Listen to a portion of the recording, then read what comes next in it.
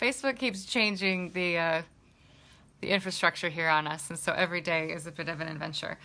Good afternoon. It's Friday, June 19th, and it's going to be a good day. It's going to be a good next week. We learned today that we will be going green next Friday here in Lackawanna County, which is great news. We've still, though, got people dying in Lackawanna County. So we did crest 200 deaths in the county from COVID-19. And as we look toward green phase, we're very excited about being able to gather with more people, looking forward to being able to sit inside restaurants again, looking forward to what we're doing in yellow phase, which is great, is able to go to retail outlets and shop again, which is wonderful. But we still have to remember that COVID is here and people are still actually dying. There's cases, but people are actually dying. So we have to keep that in mind. And as we celebrate and look forward to green phase, we need to continue to remain vigilant. As we've been saying, yellow means caution. I haven't found the right way to say green yet, because green means go is certainly not the spirit of what we want to convey here. It's definitely still a pandemic. We're still trying to figure this out. No one has the answers, as we all know. We are trying really hard to convey what we can at the city and at the local level. The governor and the state have really had their hands full, and the federal government has been trying to work out their response, both from the public health perspective and from the financial perspective. So here at the city, we are doing the best we can to plan at the city hall level for reopening. At the same time, we're working really hard to advocate for ourselves, for the city, to get direct funding from the federal government in the next CARES funding package, which we're hoping the Senate will take up when they get back after the July 4th recess. So our plan at City Hall, we're looking to reopen City Hall on June 29th, so that's the Monday. We do go green next Friday. I think it's great for businesses to be able to open up on a Friday and go into the weekend, but for a entity like City Hall, it's a lot easier for us if we open those doors back up again on the Monday. So we've been working hard to redo the downstairs treasury office so that you can go do not just your refuse payments, but you'd also go to the first floor treasury office for most of your licensing, inspections, code enforcement business, and other business we'll have formal guidance that we send out. But for other business, we're trying to keep that first floor to be really the kind of client-facing, customer-facing floor, so that people don't have to go in the elevator up the stairs all the way up to the third and fourth floors. That's harder on a lot of our constituents and residents. It's also for us, for cleaning purposes. We'll be keeping the building as clean as possible, but we just won't be able to clean off those elevator buttons every single time someone goes in. So we are trying to mitigate that, and we should have City Hall back up and running on June 29th. All of our services have been in operation, though, this entire time, and they will continue to be. We've just been, asking folks to do remote service work. So, you can pay your refuse bill online, for example, at scrantonpa.gov. It's an e-check. The credit card system, it's taken longer than we wanted it to, so I apologize again for that confusion. I thought it was credit card live, but we're not quite there yet. But e-check, which is great, and we've gotten it's really, really helpful to us as people pay online. It's very helpful for the city. It's just less paper and less manpower. I know there's been concerns about checks not getting processed as quickly as you'd like, and I'd reiterate that the team is really working hard. The team is very, very small. We are not a big bank. We don't have a bunch of people sitting on a line processing checks. So it really is a small team and a small lean and mean operation here at City Hall. So please understand that and work with us there. But we'll get those checks processed as soon as we can. And for those of you that have questions, you can call, and starting on the 29th, you'll be able to go in. But we'd still ask, if you're not feeling well, please don't come in. Same precautions that we've been taking for these 3 months. If you're not feeling well, please don't go out. Don't be going to the store. Don't be coming into City Hall or going to the county building or coming into contact with others that you might end up getting sick yourself. So it's exciting to be able to start back up a little bit normal in the city. But again, yellow means caution. We're still in this thing, and I would say, green means caution too. The fact that we're in a phase at all means that COVID is with us, so we've got to stay vigilant on that. Under green phase as well, I'm very excited that youth camps can start back up. So youth camps, team sports, that's a really big piece of what I know I'm looking forward to. So people that are out there with basketball camps, soccer camps, those types of things, next Friday you'll be able to have those camps again, bring the kids back together. But parents, coaches, please realize that we're still in it. And if your kid's not feeling well, if you're not feeling well, make sure you're not exposing others to that. And at the parks, we'll be able to take the boards off the basketball hoops, which is great. Very excited about that. And the tennis courts, the volleyball courts, we should be able to take the tape off of those. We'll have to make a decision on the play equipment. That's a tough one to figure out how we continue to keep those clean. So we'll be talking more with some of the other cities that have been in yellow for quite some time and see been in green for quite some time. See what they've been doing with their playground equipment and see what we can do.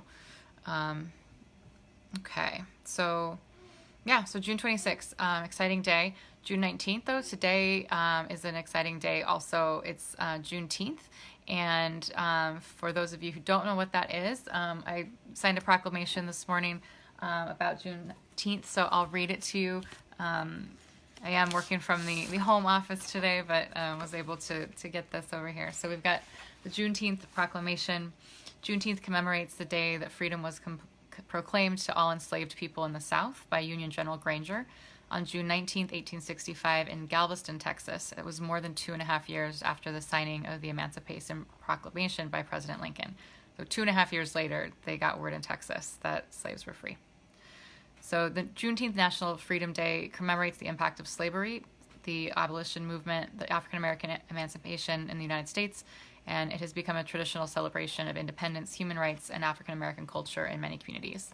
In recognition of June 19th, National Freedom Day in the city of Scranton, we encourage civic organizations, schools, institutes of higher education to observe the day in a manner that emphasizes the meaning and importance of the end of slavery in the United States and recognizes and celebrates the importance of this day to every person who cherishes liberty and equality for all people. Whereas Governor Wolf declared June 19th Juneteenth National Freedom Day in Pennsylvania, I proclaim that June 19th, 2020 is Juneteenth National Freedom Day here in the city of Scranton. I encourage all Scrantonians to reflect on the struggles and sacrifices that our ancestors made to give us freedom, while realizing the importance of continuing to build a nation that truly reflects the self-evident truth that all people are created equal. So today is Juneteenth. There is a celebration and protest at NAOG this afternoon. We are still in yellow phase, so we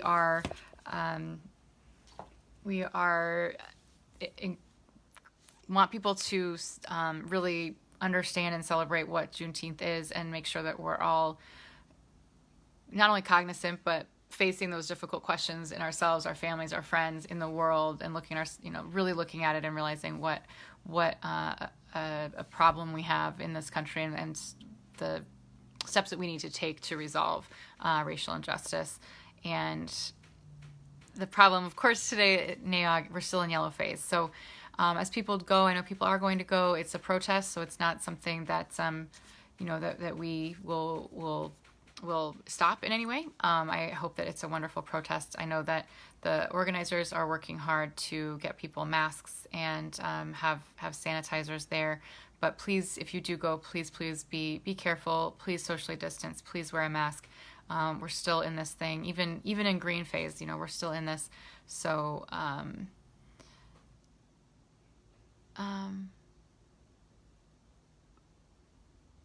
okay.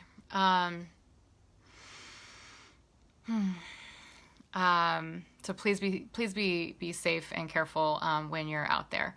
I see somebody's upset about the picture in the paper today about my mask was slipped down a bit on my nose during my press conference last week. I apologize for that. It did slip. I apologize, Moran. Point taken. And when you're up there speaking, sometimes things slip, and if I didn't correct it right away, I try my best. I definitely try my best.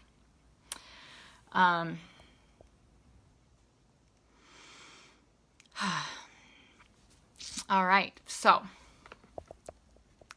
let's see what we've got. Okay.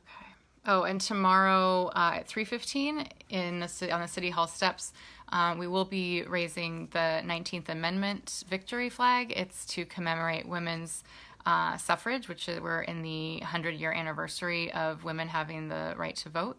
So if you're not registered to vote, please, tomorrow, well, anytime is a great register to vote. Today, tomorrow, as we raise that flag in Scranton, if you know anybody who's not registered to vote and should be, please do. People worked really, really hard to make sure that women have the vote, and we'll be raising that flag tomorrow with a small group on the steps, and there's a road rally with race cars to commemorate it. People will be stopped and will be in their cars watching that. Please don't come to City Hall for that. We're having a very small gathering, under 25 people. Will be distance, outside on the City Hall steps. We have a few daughters of our city employees that will be raising that flag. It should be a special moment. You'll be able to watch it right here on Facebook Live. Okay. So, as we said, new cases, we're over 1,600 cases in Lackawanna, and we've had over 200 deaths. So it's been tough. We're still in this thing, and if you have cough, shortness of breath, difficulty breathing, or at least two of the following: fever, chills, shaking with chills, muscle pain, headache, sore throat, please, or new loss of taste or smell, please get in touch with your doctor, or you can call 1-877-PA-HEALTH or call Geisinger at 284-3657. You can go over your symptoms and get a test. There is also testing at CVS on Davis Street, and in order to pre-register for that, that's cvs.com. Okay. So we also know what a difficult, really, really difficult financial position everyone is in right now. It's the city, it's the state, it's the federal government, it's it's businesses, it's families, it's households. So we are trying to do what we can at the city. We're trying to figure out ways that we can be helpful. We had a really successful launch of our grant program on Wednesday. It seems like just about the right amount of people applied for the number of grants that we have. That window is now closed, but I'm really appreciative of my team for getting that out there. Scranton Area Foundation for partnering with us for those incoming applications. That went really smoothly. The Scranton Area Foundation just remains a great partner to us, and we appreciate that. So we will now turn to the loan piece of this. A piece of that is going through the City Council next week. We're partnering with the NEPA Alliance to help us look at those loans.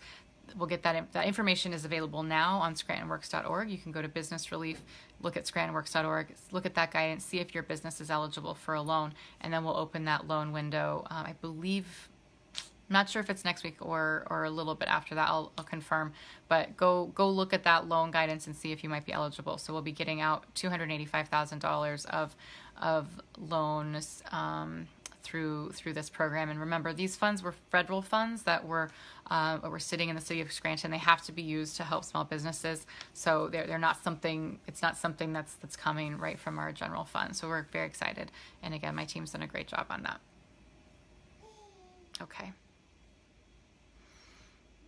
Okay, and food access, we don't have the next Friends of the Poor yet. So usually on Wednesdays they do one. Don't have that information yet, but we'll make sure to post that. You can always dial 211 to get connected to services. The top needs through them have been rent, food assistance, utilities assistance. We do have some other food pieces coming through. Keystone Mission 1 to 4 on Monday, Wednesday, Friday. That's 8 West Olive Street. Friends of the Poor Pantries, Jackson and Valley View Terraces, always open Monday through Friday, 9 to 12. Salvation Army, 344-9878. And and they've done a great job. Meals on Wheels has also done just a tremendous job.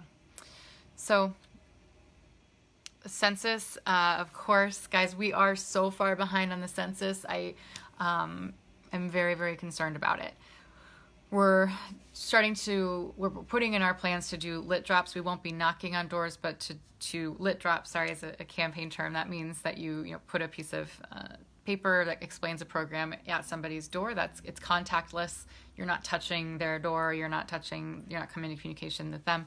We will once that we're in green phase that we will be able to do those lit drops. But really, really need all the help out there. Please yourselves answer the census. Others, it's so easy. It's my2020census.gov or 844-330-2020. You should have also, at your homes, there's they would have sent you many, many different pieces of mail. So please don't throw it away. Please answer. It really is the key to, it's the key to us being able to get the funding we need from the federal government moving forward. And by moving forward, I mean the next 10 years. So please, my2020census.gov, 844-330-2020. We are at just over 55%. And the census has been, live since April 1st. I know that the pandemic has been a challenge of this. I would say, though, that a lot of us have been at our homes. And so please be able to just take that 10 minutes. It truly is 10 minutes. Your information is not going to be shared with other agencies. So this is important. I know there's a lot of concern out there from some families who maybe there's someone in their household that doesn't have all their documentation. You still count them. The federal agencies that look at immigration in that way are not getting this information. It's a safe and secure way to make sure that we are counting all of our people, and so we're making sure that we get the money we can to get those kids through school. Make sure that our roads and bridges are built for the amount of population we have. So please help us do that. All right, let me kick it to some questions. I'm on my phone on this because the laptop wasn't working, so I can't see everybody's questions. I do see from Pamela about lawns. So what should we do if lawns are not cut? It's attracting snakes. So that's not good. Please call, and this is why, I remember one of the first town hall, or one of the Tuesday town halls where they were cutting my grass, and I was so worried because at first I thought, well, what are they doing? But then I realized that it is a safety piece, safety and health thing. So Pamela, call our inspections department, 348-4193, or you can email scranton311@scrantonpa.gov. We can help you out with that and make sure that we're putting a notice on homeowners that are not getting their lawns cut. Again, 348-4193 or scranton311@scrantonpa.gov. Okay. Debbie is asking, is there anyone I can speak to about qualifying for a grant or loan?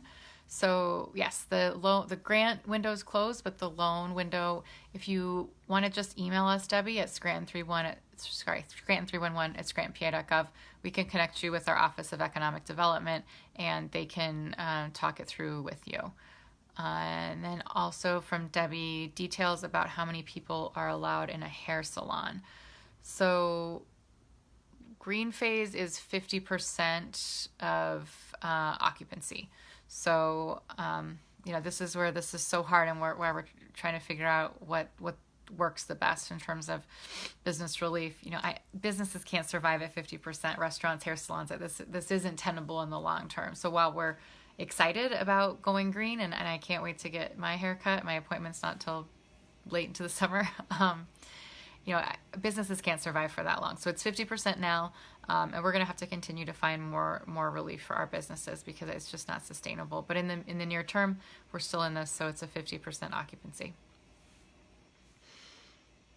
Okay, and Mitchon asks, will you be at the celebration today? So, while I would love to go to the Juneteenth celebration and protest today, we are still in yellow phase, so I'm just not able to get up there. I won't be able to attend an event of over 25 people. It's not appropriate for for me to do that, unfortunately. So if you are going, Sean and others, please do be careful. It's been a really tough few weeks as we've tried to sort through COVID and this really important moment and movement in our nation's history. So please be safe if you do go up to NAIOG tonight. Okay, so I see Darwin. This is Miss Shaw. I have a question. What happens if we have another wave in the fall? Okay, because there's concern because you say green isn't go, but we're opening, right? And that Miss Shaw, this is the big question, and nobody has a big answer for it. So it's not tenable economically for us to remain shut down. Our cases are going up very, very slowly here, and that's we're still in yellow this week, whereas Luzerne's going green already today. And that's because our cases, the data that they're looking at, we're a little bit behind Luzerne, but our cases have slowed considerably to where they were, a month ago, especially 2 months ago. So we're reopening. Governor Wolf is doing this phased reopening to help do whatever we can to not see another wave, but we can't guarantee it, and that's why we have to remain really cautious. It's a tough question, and then we're seeing these other wave. Well, we're basically still in the first wave, I believe, in the Sun Belt, for example, Arizona. They're really in their first wave. We haven't seen a second wave yet here in the Northeast. I dearly hope that we do not, but we have to stay on it, and we're working in the city, working with the legislators, we're working with the county, we're on the phone with our hospitals, our infectious disease specialists. We continue to get the best information that we can get. We're in touch with the Department of Health, trying to make sure that we're preparing for the future, and hoping that future doesn't include a wave, but assuming that it might.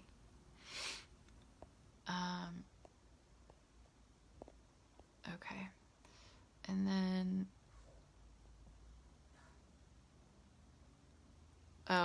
yep.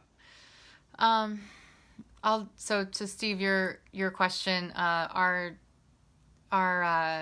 police department made Mr. Bullis move his truck within, I believe, a minute of him parking it on Saturday. We have to enforce the parking and street blocking rules, and if you see a car or a truck that is parked illegally and nothing's being done, you can give us a call. You can email us. You can actually there's a non-emergency number that I am forgetting right now. So if Megan, if you can write that up for me. I don't want to give the wrong number, but there's a non-emergency number for the Scranton Police Department. So if you see a truck or a car that's illegally parked, you can let us know, and we'll make sure that we get that moved. So street cleaning, we are really, really looking to improve our street cleaning schedule in the city. We have a new director down at DPW who's working on resetting some of these schedules and trying to get the streets cleaned in a more organized fashion. So we have a lot to do here in the city, and I know all of you on here know we're trying to do literally hundreds of things at once and trying to make all the improvements that we possibly can. It doesn't all happen overnight. The processes don't fix overnight. We also are going to be looking at a $6 to $10 million budget deficit. So we are really we're really trying to figure out how we do all of this with less money than we did before. Okay, so Steve, I think send to the mayor's page. Okay, Steve, if you want to email us at scranton311@scrantonpa.gov, that's that's a great way to get into touch with us. We do our best on the Facebook page, but the email is a really good way.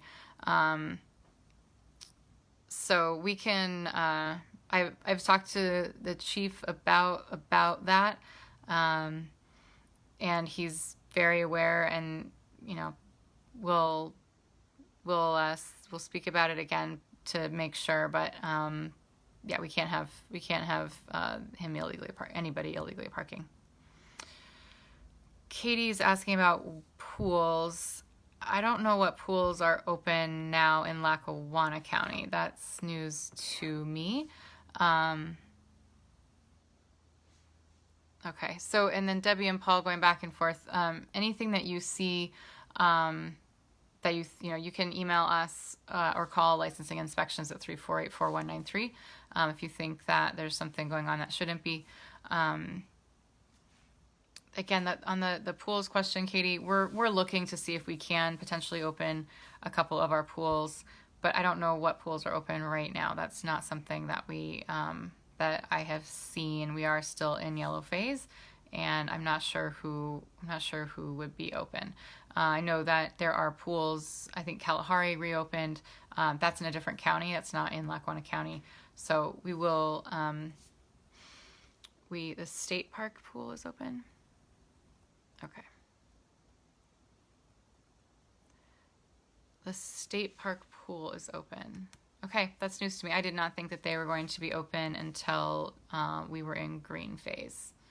So, okay, we're trying. And again, when we talk about budget deficits and trying to figure out what we can do and make sure we're keeping our community safe, the state might be able to open a pool. We will try, but we might not be able to open ours. I don't want to set expectations and say we're going to definitely open pools so people look forward to it and then disappoint. So, we will do what we can, but I just can't make any promises on that. So, okay, good. So the non-emergency number for Scranton Police, 348-4130. So again, 348-4130. Non-emergencies. If you see something, please, please let us know. Okay. So I did want to address the fireworks piece. We will bring, so before 4th of July in 2 weeks, I can't believe it's already happening. We will have somebody on, I don't know if it'll be Chief Lucas or Jim Lenny, our fire inspector, next week, but we will have somebody on this town hall next Friday to talk about fireworks. But I'm not sure that I understand the parameters that we have to work under. If it were up to me, I think I'd have different ones. So we'll see what we can do. Right now, we don't go past, we aren't going more restrictive than the state law. Our team is looking to see if that's possible. Right now, you can't set a firework off less than 150 feet away from a structure. So we've got to look at what that is. We also, though, need to enforce it, and we'll have some conversations the next couple of weeks ahead of that to see what we can do. Again, enforcement is really, really important. Also, there's only so much that we can do at any one time, and so we'll have to really look at these things and sort out what it is that our bandwidth is and what's our what our enforcement capabilities are, for some of these things. So we really are trying hard. There's so much that the city does, and I do want to reiterate how great my team is. We are a very small team across the city, and it's not a lot of folks for 77,000 people. So we're trying really, really hard. Your suggestions and your questions are really helpful. I know that I don't always respond with, oh, yes, we're doing this way tomorrow. I'd love to be able to do that. It's just not realistic. That's why I really enjoy having these weekly town halls where we can talk about things, and I can set expectations and let you know that we're working on things. It's really important to me that that we're trying hard, we're working hard. There are obstacles that we face with finances. There are legal obstacles with things, but we can't do things overnight because we have to bid work out. Those things take time. There's just a lot of things that keep us from moving as quickly as we would like to. But we are moving quickly and trying to make as many changes as we can, but we really have to address the underlying issues, get the processes in place, get the funding in place, make sure that we're doing everything the best way possible so that we can serve you the best way possible. So thank you for everything that you guys do watching. Debbie, go ahead and let us know your thoughts on the website. We definitely are looking forward to a new website and something that you can go to on your phone. But all of that is a really, really intricate technical infrastructure to be able to do all these things. And so we're trying to make sure that we're doing it right. We're not overlapping, that we're not piecing together things and then paying for overlapping services. We've got to be really smart about it. So we're looking at all that. So thank you all so much for being here, for tuning in. We'll be on next Friday at noon to answer questions. It'll be an exciting day. We'll be in green. But Ms. Shaw, to your point,